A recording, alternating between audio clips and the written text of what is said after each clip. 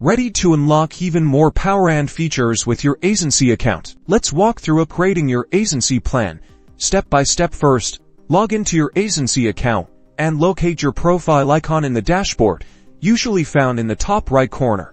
Click on your profile icon. A drop-down menu will appear from this menu. Select subscription or plan and billing, depending on what the menu item says. This will take you to the page that displays your current plan information. Now you'll see the available plan options. Take a moment to review the different tiers, such as Basic, Pro, and Enterprise, and compare the features and pricing details. Each pay close attention to the features unlocked at each tier, such as the number of allowed users, API access, or advanced analytics.